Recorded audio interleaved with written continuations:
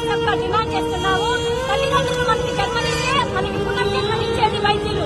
అటువంటి వైద్యులకు ఈ